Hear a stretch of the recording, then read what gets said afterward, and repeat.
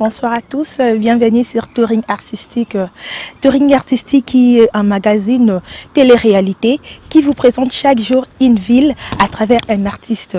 Aujourd'hui, on est avec qui? On est avec Annie Kinen. C'est qui Annie Kinen?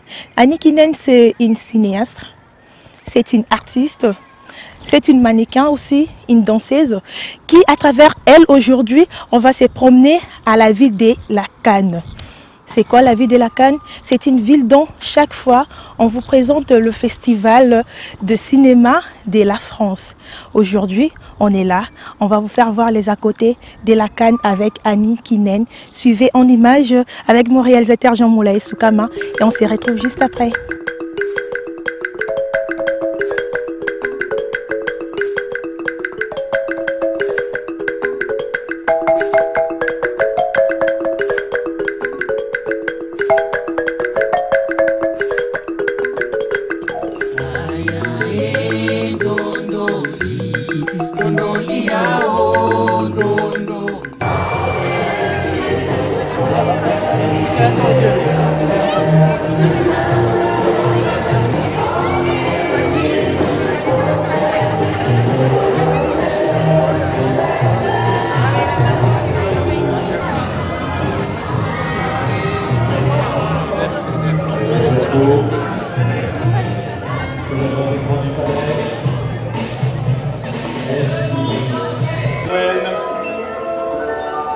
La réalisatrice de Mon Roi, présentée ce soir en compétition avec sa belle équipe.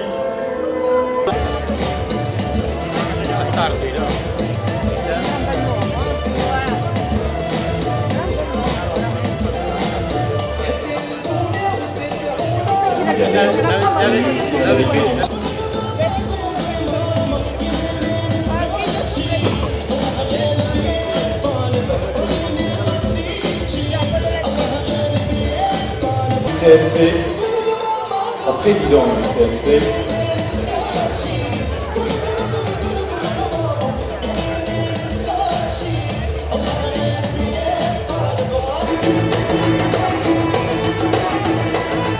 La joyeuse équipe de Mon Roi.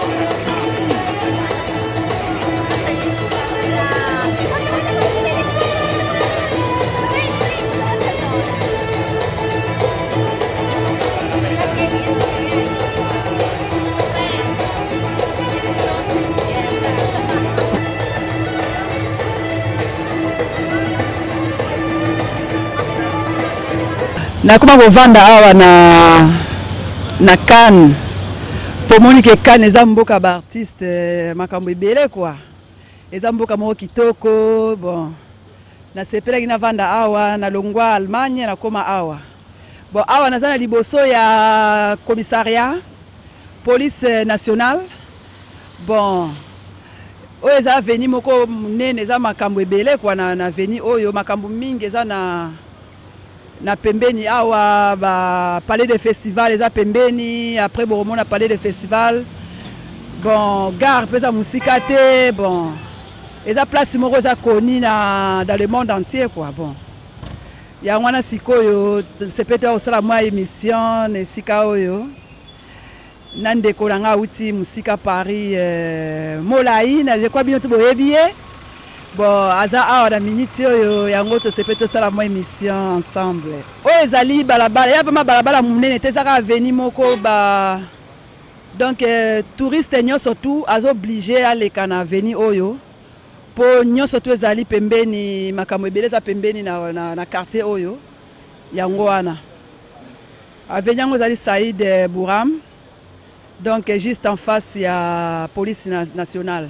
Bon, si on a même bino na liboso ya to bon na gare de Cannes. Po boye baké to za vraiment na kati ya Cannes. Après ça to ke na palais de festival bisika ba film eza koleka. Ba artère nyonso tout baza de monde entier baza ko tourner ba film tous les artistes quoi. Bon, nga mo pe na artiste, bon na chanteuse, danseuse. Na sala mo makambe belé bon. Donc, on a ça, on film, donc ils ont esengo mingi.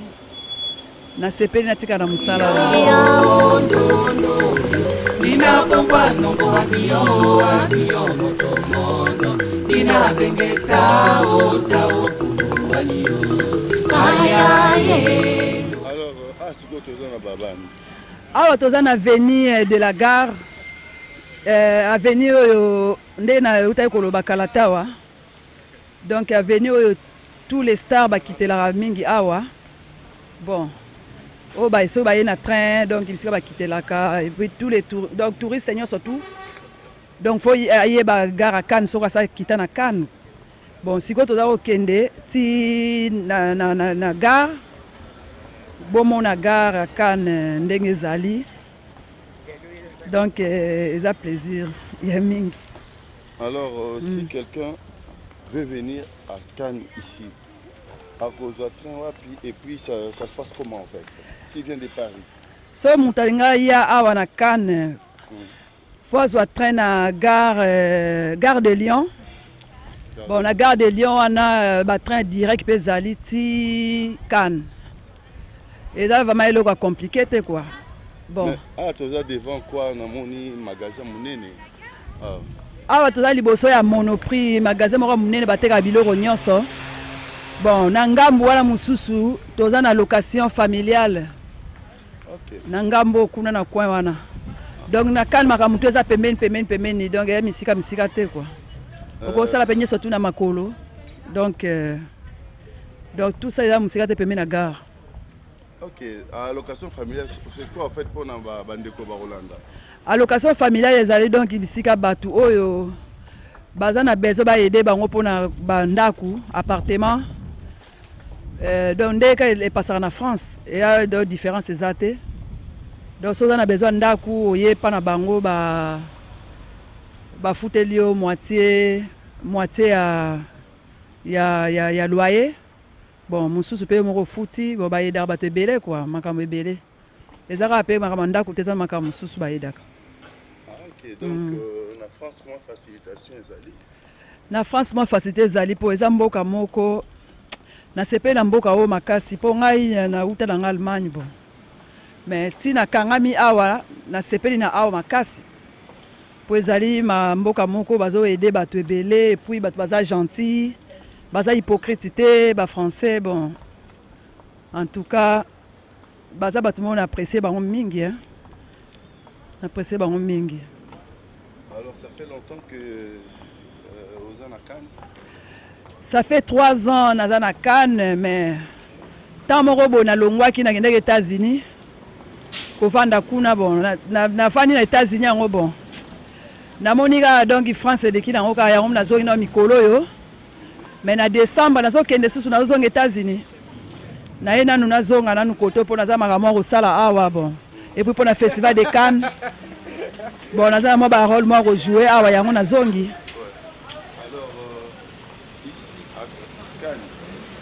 Participé à un festival panafricain. Et le cas bon, on a un festival panafricain, et un festival moko. Et si Oumeli na Cannes chaque année. Donc il y a une 12e édition et un festival pan-africain. Donc un festival mo avant le festival de Cannes. Bon, kuna il y a qui to salé moi makamo belé ba danse pour le grand artiste, ba danse to bah défilé de mode et puis na défilé na modèle na défilé bon et les cas qui bien quoi et les cas qui bien bon, ici nous sommes où là ah toza juste en face pemena gare ah toza déjà liboso ya gare de Cannes bon bateau ba vanda na Paris so ngo ya boye les arabes ozwi kaka train na gare de Lyon après so kititi Cannes et là ngo compliqué té bon bien que ba billet ça cher. Aller simple, ça déjà à 120 €. Retour 120 €, donc 240 pour nous aller à Cannes. Bon, avion vous le battez bon. Il y a un aussi go awa bamutu tout. Aza bienvenue pour nous aller à Cannes. Pour ça mboka mo kitoko donc ça vraiment so lingo yebana faut ya na Cannes. Pour awa donc 2 fois té. Alors visa cher ou bien visa normal? Vie est cher, bon, le quoi biso c'est messani déjà, tout le monde a sous cher en hauteur. Déjà essentiel qui tient à terrain. yo moko sikoyo ko juger soki sepeli ovanda awa vie eza cher to boyi te bon so po lingi te donc okei ko mais awa soko ye awa donc okomi ya lokola oza su na posa kozonga te donc osepelaka ovanda na mboko po eza mboka moko donc somo makambo ebele bien. Norman Tavo, Nabil Keshouem, Abdeladala, Amanda. Hôtel de ville pesa musika te na pembe na gare donc nde nalobaki makambo tout eza pembeni donc gare eza kan eza compliqué te makambo tout eza pembeni donc hôtel de ville eza kuna pembeni na police municipale omati donc ya musika te quoi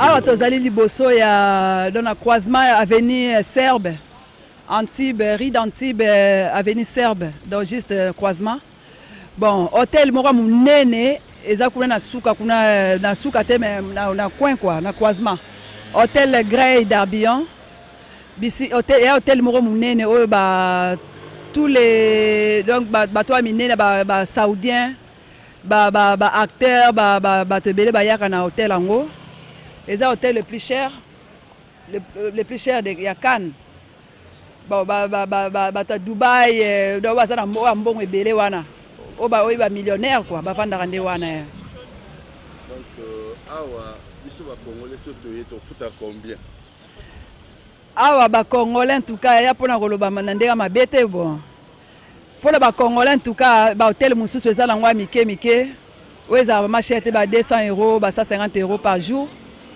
bon pour hôtel wana eza déjà plus plus de 20 000 €. Ba Congolais mbongo loka ba katumbi lokola ba simi ba pétrole ya Congo ah wana ndende mususu pour hôtel wana eza déjà ba pepe ba 20 000 ba 20 000 € par semaine quoi déjà il y a déjà moins cher bon hôtel moins cher, ça 200 €, 300 € par jour. Bon.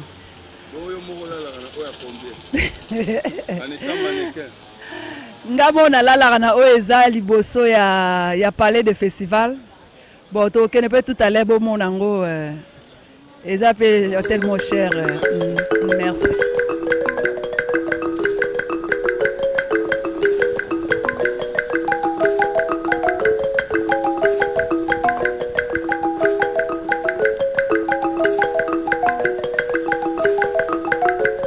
awa tozali liboso ya hôtel Majestic Barrière eza hôtel oyo ba star mingi bakitelaka loya lokola Brad Pitt akitelaka awa na hôtel oyo Angelina Jolie bon na ba star mususu bakitelaka mingi na hôtel oyo eza tellement cher ezali donc hôtel yango ezali 48 000 € par semaine bon wana na été bon pendant l'hiver na hiver ils ont 25 000 voilà pendant l'hiver. Les hôtels moraux les plus chers à Cannes. Bon, ils ont juste en face, il y a palais de festival, ils ont musikate. Bon, tu as Kalate na palais de festival, bon, on a palais de festival, bisika makamtwe de Kelak. Bonjour, je m'appelle Maka, je viens de la Suisse. Je suis l'amie à Annie. Je suis aussi son guide spirituel. Et je suis là pendant le festival de Cannes et elle me montre la ville et je viens de rencontrer ce charmant caméraman, journaliste et je fais son assistance du moment. Voilà, merci beaucoup. Bon, awa tozali liboso ya palais de festival. Bisika makamutu elekaka awa. Donc so na Cannes so komi place hotel donc ya loko yaki Cannes te. Donc ba star tout ba sala ba nina bango awa. Bon, Kalate, ba film et Robanda, ba partir ba pourquoi et Robanda. Bon, ba star tout ba quitter partir à pourquoi quoi. Pour siko baza se reposer un peu pour moi et l'équipe. Et donc eza mboka moko vraiment kitoko bino bozomona kaka da 68e festival de Cannes. Donc banda 68e donc et a GT 68e édition et a GT. Bon. En qualité d'actrice, l'objet tourmone na tapis rouge. Nga nazali na tapis rouge jour premier jour. Bon, sikoyo donc dans quelques jours dans semaine prochaine.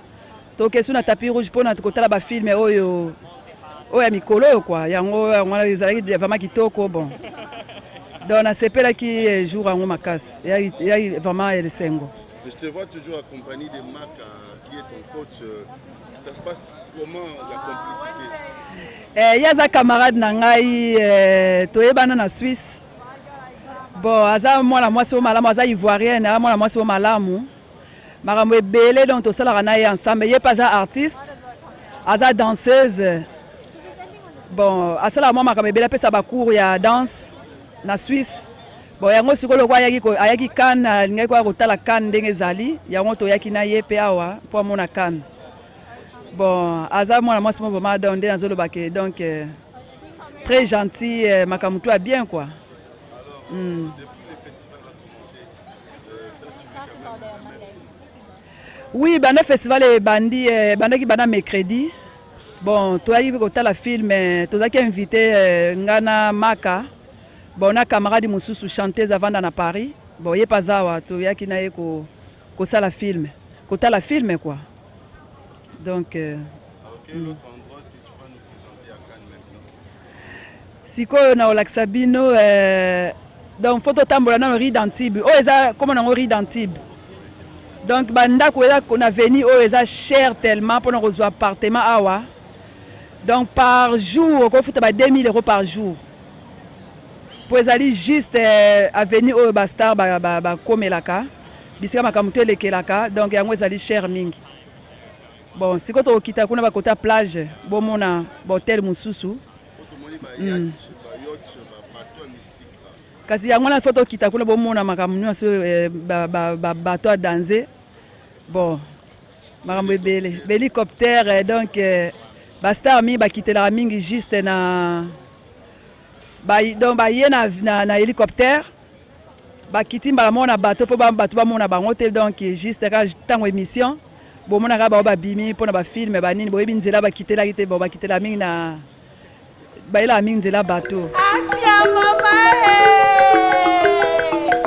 oyaki yangoku yamane yoga yoga yoga yoga yoga maître Maïssa yoga yoga yoga mabweba wapele.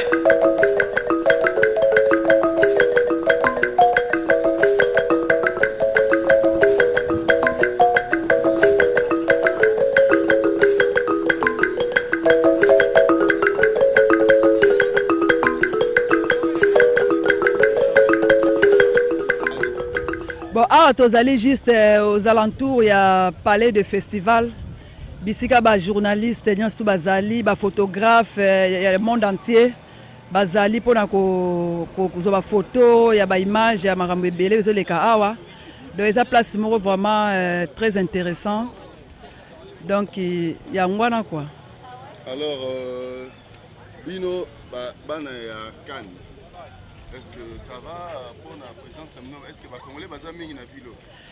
Ba Congolais baza mingi na kata Cannes mais ba mona na vraiment mingi te. Bon misusu baza mingi na Nice. Misusu baza mingi na Nice nde kuna siko ba Congolais baza belé étranger baza belé na Nice. Mais Cannes pe baza na ba pe moins belé mais siko yo pona mona bango eza mo passe ba mona na mingi te quoi. Bon kala peut-être na rozwa mo ba master mususu. Il y a des Congolais qui sont Cannes pour tout ça la moi émission ensemble. Maintenant histoire en étant artiste, vous se retrouvez artiste nga se retrouve artiste banda Afrique. Bon ezaki na ndenge na ngate mo batu kaka bato mokili kaka nde banda ko mona bazolo balanga babiyo un jour faut zalaka artiste ozane loko moko boye o ezali ko kolakisa que un jour ozala artiste eza vraiment donc ya yo ko eza rôle na yo banini wana banda Congo quoi bon Bon, on a la légère, on a qui peut vraiment monter toi, le bien. Balingi quoi. Bon, après, quand on a quitté l'Allemagne, la première fois, quand on a quitté l'Allemagne, qui chasse l'Allemagne, en Allemagne, si quoi, ils allaient à la blague. Nazaki na fête morobo et fête indépendance il y a Allemagne. Bon, jour en gros, nazaki place morobo de place en hôtel morobo munene pe banana na mukili. Na moni ba moi bactère bazaki na kati ya hôtel wana ba bimi bazotuna ngai onde nini osala nini ngabia nga na sala nazala makamna mususu kwa naza marié bon naza na ngala makamu mususu mobali na nga mundela lingaka te na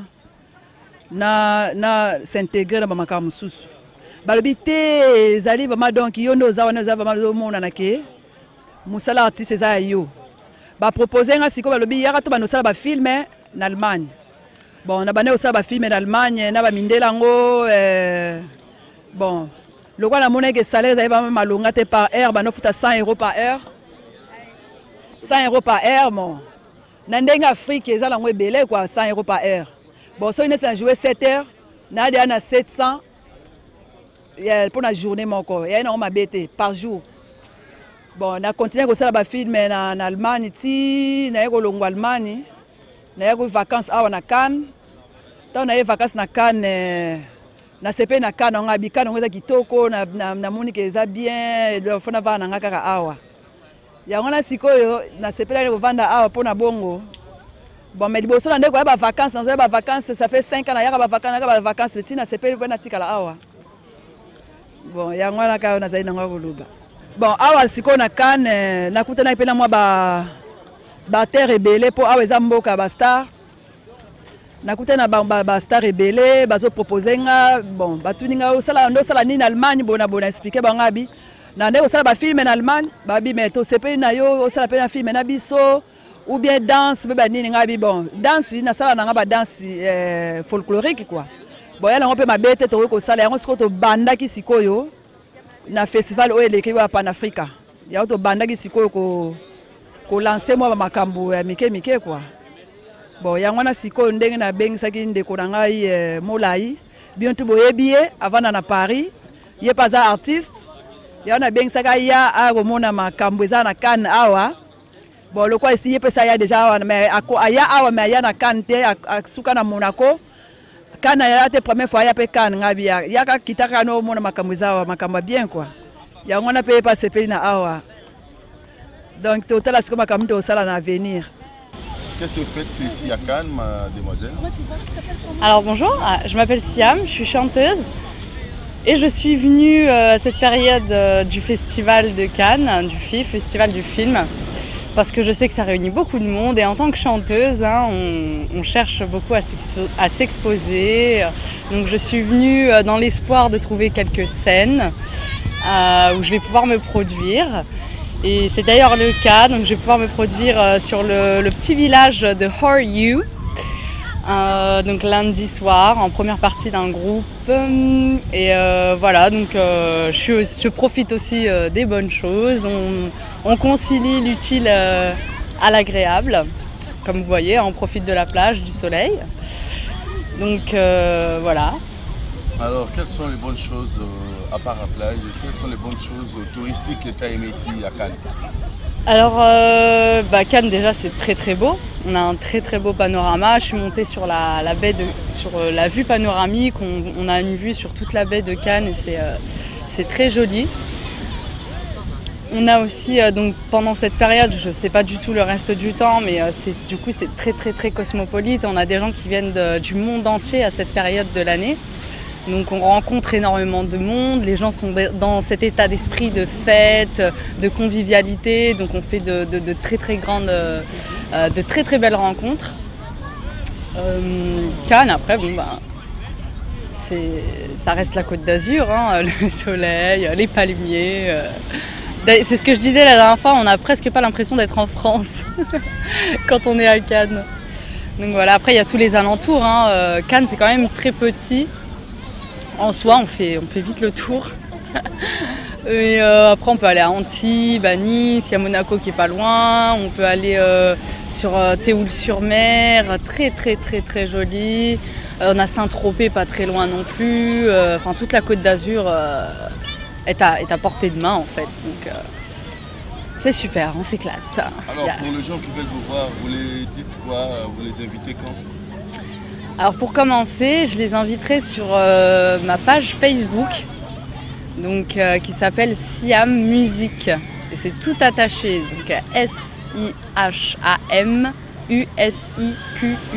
Siam Musique sur Facebook, sur Instagram aussi. Donc voilà, j'ai des vidéos sur YouTube, j'ai une chaîne YouTube, j'ai quelques vidéos avec des clips. Et c'est Siam R, toujours S-I-H-A-M. Voilà. Et donc si vous voulez me retrouver aussi lundi 18 sur le village de Horiu à Cannes. Voilà, pour un petit concert en acoustique, guitare-voix. Voilà. Merci Siam. Merci à vous.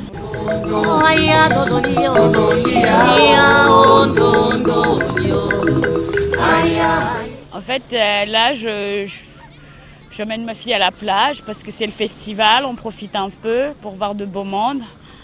Et voilà, on profite de voir un peu, parce que ça arrive qu'on peut voir les stars, et voilà. Et ici à Cannes, pendant le festival, c'est bien parce qu'il y a de beau monde. En plus, cette année, il y a presque tous les people qui sont là. Donc, pour sortir, il y a le Gotha, il y a le palais de festival, le Marche. Donc, voilà, il y a beaucoup de monde, il y a beaucoup d'événements. Donc, il faut venir à Cannes, c'est magnifique, et voilà. Alors, qu'est-ce que vous conseillez aux gens qui ont raté la journée d'aujourd'hui pour les films qui sera projetés? Pour aujourd'hui, déjà on a jusqu'au 24, je crois, jusqu'au 25, donc il y en a pas mal de films encore qui sont en compétition. Et le matin aussi, il y a tous les stands là qui est juste derrière vous, qui proposent d'autres films, c'est ce qu'on appelle quinzaine du festival. Donc je pense que le festival, ça fait 4 jours que ça commence et on rate rien du tout là, ça commence et on est bien dedans, donc on a jusqu'à ce week-end pour faire la fête. Alors, un mot pour tes amis qui ne sont pas avec toi ici? Un mot pour mes amis, écoutez, venez à Cannes. C'est une bonne ambiance, c'est Cannes, c'est magnifique, c'est la fête du cinéma. Voilà.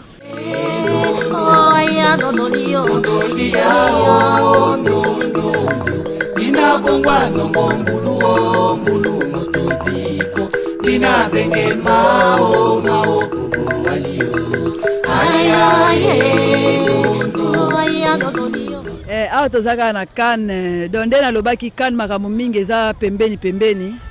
Eza pe musika te na palais de festival. Na ba hotel oyo ya luxe oyo bato bayaka kovanda eza juste na venue oyo nde nalobaki Rue d'Antibes. Bon, siko awa toza liboso ya plage moi eleki. Donc awa climat awa eza kitoko yaka lokwa Kinshasa. Climat Kinshasa nde ezalaka moto. Bon, bien nango nde toza na mai pembeni, toza na mer. Yango wana sikoyo esalaka mwa basebo bamopepa bien banini. Bon, awa sikoyo bisika bato bazali kokitela mingi ba star oyo bauti États-Unis bazokitela mingi na bateau na hélicoptère. Bon, nde bino bozomonaka na bilili. Bon, na mingi te kwa oloba. Alors Annie, pour la bana RDC, vous attendez nini na kusala ya Kistan? Pour la bana RDC. Ezaka donc toza komeka kaka ndenge po awa na mboko eza ba culture ebele ba terre basé ebele ba donc culture ebele quoi, donc bayambaka bato nyonso. Bon, yango pe lokola nga pe la lingi kombo na biso pa Congo etikala na mboka oyo et ozala bien pona biso nyonso tout ba artiste ya Congo ezala bien. Bon, soki boye bozana batan bon kokita bon lokwa sikoyo lokwa mola yesa kiti awa bon naza sio ba misusu be bakokita awa kala te to organiser bakambu tu esika kovande komonana nango mpona bato bandokita koto oyo bobanga te boya ebele awa ezala 50 000 mpona biso tu bakongolais. Bon, ndeka nalobaki naza na Cannes awa mais ça peut anga mo te tozala mo ba congolais mo ebele. Bon calamité to kenna ke ko luka bango to ba meka mo ko tsamwa liloba na kati et vous allez bien pour la réputation biso ba congolais. Pour be webika na mboka mboka poto. Ba ebika ba noir makamba sala o bo na bo ba noir makamba ebele ebele po mo na pe ke ba noir pe bazala makambo so bien basalaka. Lokola ba artère ba danseuse ba artiste en général faut que l'accès bango pe image mo bien pour na mboka na biso Congo na plage ba l'accès film lobby film mo ba l'accès lobby bon biso tozaki mo attend vraiment te ya ko assister na film ngo to ina makambo so sala mais je na sur lelo na pokwa to ya ko assister na ba film ko leka na pembe na plage. Bato baudina na mai te po mai ezama musika na bisika bazo sala film et ba musika te bon donc eza bien ba protéger en place on va protéger en malamu donc moyen muta dindezate atape muta dindi bato balandaka bato pona ko aider na mai bazali pembeni bazo tala déjà bato na musika. Alors votre dernier message pour bato bakolanda yo abima moto sala. Bon, on a pesi bino zotumbote, ba congolais nyosumbote. Bon, nazo zelaka bino na Cannes, boya ko visiter Cannes. Et vous allez bien pour na biso nyonso. Des retours sur ce plateau, hein, c'était touring artistique, comme je vous ai dit, de le début de notre émission. Le magazine qui vous a présenté vraiment Annie Kinen. Annie Kinen, félicitations à toi parce que tu fais l'honneur du Congo. Félicitations, tu es vraiment un artiste qui est connu aux États-Unis, en Allemagne à travers tes œuvres. Donc c'est vraiment une Congolaise qui a participé dans de nombreux films qu'on va voir peut-être bientôt, toujours là sur touring artistique. Donc je te dis merci et félicitations. Il faut aller toujours de l'avant. C'était touring artistique à la ville de La Cannes, qui a été tourné avec mon réalisateur, bien sûr, Jean-Moulaye Soukama Bomba. Là, on est arrivé vraiment à la fin de notre émission. J'espère que j'ose croire que vous êtes vraiment contents de voir des croisettes, de voir des plages, de voir des yachts. Donc, j'ose croire qu'on a très bien fait notre boulot. Car là, on est à la fin de notre émission qui a été présentée par moi, Glad Overdose la bombe, hein, Glad Charme, comme le dit papa de John Moira. Là, on est à la fin. Je vais faire mes salutations à toute ma famille déjà, à ma maman chérie au Canada, ma mamie, hein, ma mamie. Donc c'est vraiment pour moi une grâce de t'avoir dans ma vie. Je t'aime beaucoup, ma maman chérie. J'ai fait des gros bisous à mon réalisateur que j'aime très fort, Jean-Moulaye Soukama Bomba, hein, papa la John Moira et Bibiane. Mes salutations à Olivier, hein, OMS, Olivier Mbungu Saki, hein, je te fais des gros bisous. À Eric Talani, hein, Talani, je te fais de gros coucou. À Dado Loboko. Hein, Dado Loboko, le coiffeur présidentiel, à Richard Lukaou, papa Richard Lukaou, merci beaucoup. Et puis je te fais des salutations à Aimé Kayembe, les tsunamis. Hein, les tsunamis de Canada, Aimé Kayembe mon oncle, à Lolo Milolo depuis Bruxelles, à Shakito, Charles Kitoko, Japon, à Jean de Pierre Badiata, noble. Hein? Jean de Pierre Badiata Noble, des salutations qui viennent en direct de Jean-Moulaye Soukama Bomba, à Eric Talani, avant tout ce bas-là, hein, vraiment, avant tout ce bas-là, je mets tous tes conseils en pratique, à Denise Bibaki, à toute ma famille, bien sûr, tous mes amis, à Gianni Faye, hein, Franco, des tout comédiens congolais ici en Europe, même en Afrique, donc Franco Ndezarandeye, Jennifer, tes salutations, je te salue vraiment. À Angélique Ngoya Kabongo, 1 euro et Loko Pamba pour les Congo, à Biflo ainsi que Jomas Loketoya Chan. Je vous dis, restez branchés sur Touring Artistique parce que prochainement on va se promener dans une nouvelle ville. Bye bye.